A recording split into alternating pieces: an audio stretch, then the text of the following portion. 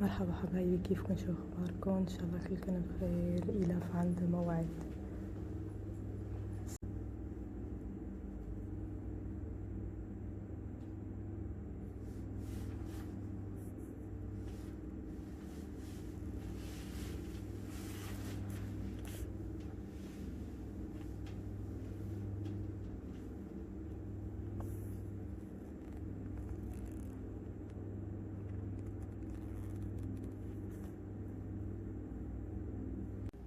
اليوم فقنا الصبح، بعثنا الولاد على مدرسة. وين جينا؟ إيلاف اجت على المدرسة والساعة 10 كان عندها دكتورة أسنان. وهلأ جيت على المدرسة وأخذتها جبتها عند دكتور الأسنان. وين جينا إيلاف؟ دكتور الأسنان. افتحي المكاشف. إيلاف اجت لعند دكتور الأسنان، عندها موعد، بعتينا موعد، وحاليا راح نشوف إذا بنقدر نصورها جوا كمان. بس الجو عندي هدوء بالمستوصف، ما في حدا وما في صوت، ما عم نحسن نعلي صوتنا، وكل كرسي حاطينه كل شبرين 3.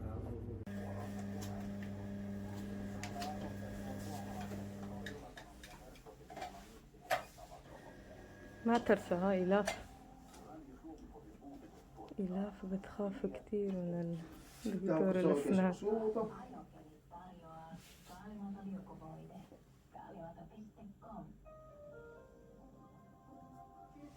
Joo, tämä on rikki. Suomessa tämä alkuviikkohan on ollut törkeän kivaa suuressa osassa maata, niin kuin mä oon täällä sanonut.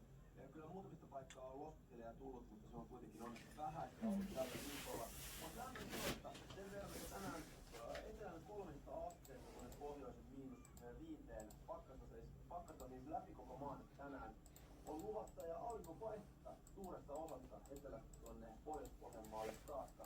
Täällä kun valmista katsoo, niin edelleenkin pysytään pakkasen puolella ja aurinkoisuutta. Sitä on suuressa osassa. دخلنا على الموعد وسألته للدكتور إذا فيني أسجل فيديو، قال لي إيه معلش. Siellä pitäisi vähän etelänpäinkin tulla jo lumisateita, joten ei mitään muuta kuin hanskat vaan valmiiksi. Ensimmäisiä lumiukkoja niitä on لا طفل.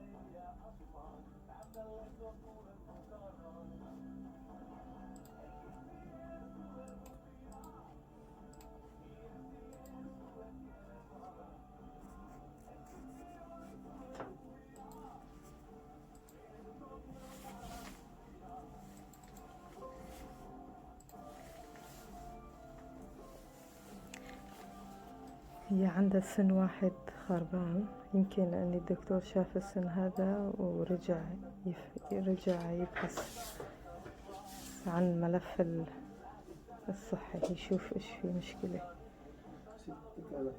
من زمان صلحوا له أسنانه، بس هلأ طالع منه الحشوة. بس أنا ما طلبت هذا الموعد، هي المدرسة طالبة كأني هذا الموعد.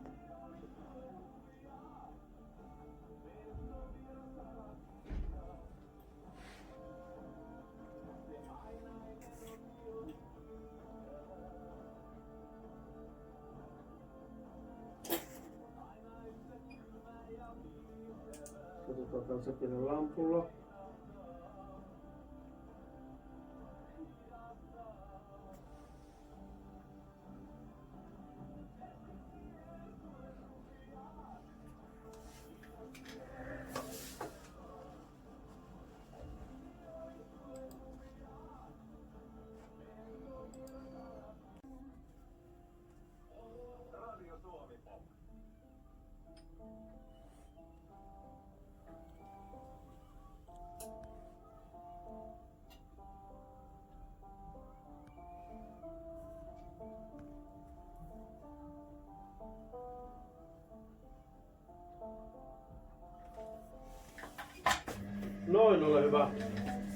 Valmis. Joo, siellä on 2 paikattavaa reikää. Täällä ylhäällä on pieni kanssa ja sitten se alhaalla se. Eli varataan niihin aikaa. Ei ole nyt ollut mitään vaivaa. Kuinka Riikka anteeksi? Ja täällä ylhäällä, siellä ihan pikkuinen tuolla ylhäällä, sieltä on lohjennut palanen sieltä hampaasta. Okei. Mutta varataan uusi aika.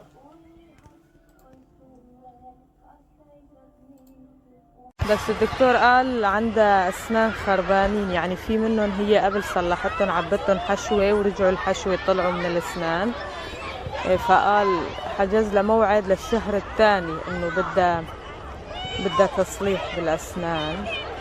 وهلا طلعنا، هو هون بيكون دكتور الأسنان وهون المدرسة، يعني هي تابعة للمدرسة وهي مدرسة إيلاف يلا روحي، أنا طالعتها من المدرسة وراح رجعها على المدرسة وراح أروح على البيت أنا.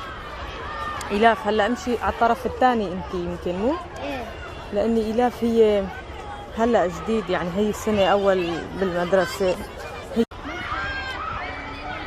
هلا خلصنا دكتور الأسنان مو إيلاف؟ إيه. وهلا بترجع لأني المدرسة والدكتور الأسنان جنب بعضهم. هي المدرسة تبعيت إيلاف وجع.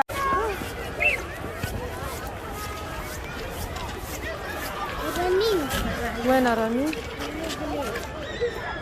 ايه هلا رنين بتشوف حالها بعدين على الفيديو.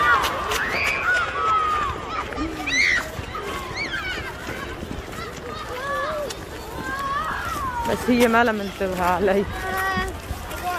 بدينا نروح من هلا امشي نوديكي لهنيك.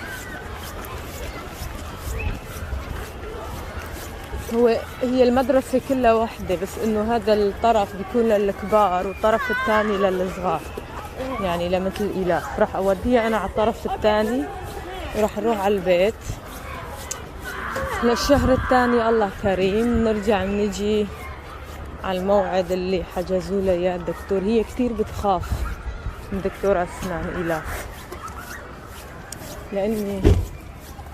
لأني من قبل شالوا لها سنين من الكبار، هدول اللي بيقولوا لها عقلي، الدرس العقلي.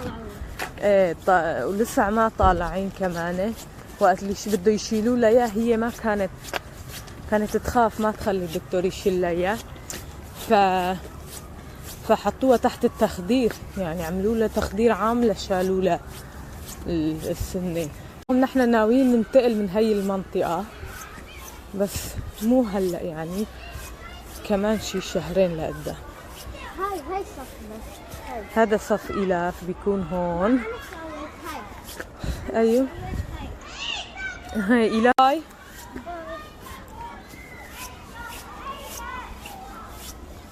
يلا روحي.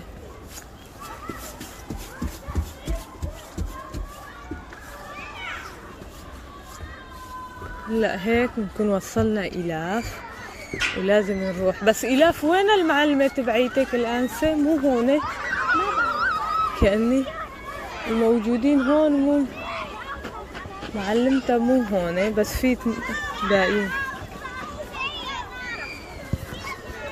إيلاف تولي موي هان من لا كاريا 60 تولي. اوكي إيلاف اوكي كيتوس. هي أحمد. هذا أحمد شفته بالصدفة عم يرقد، بس كمان هو بالمدرسة بالطرف الثاني لأني أحمد أكبر. رح أروح هلأ على البيت. هيك بنكون ختمنا الفيديو، وشكرا للمشاهدة وشكرا للاشتراك، يعني على الرغم ما في كل هالشي، بس شكرا لكل من بيشاهد. ومنقلكن هلا الى اللقاء انطرونا فيديو اخر.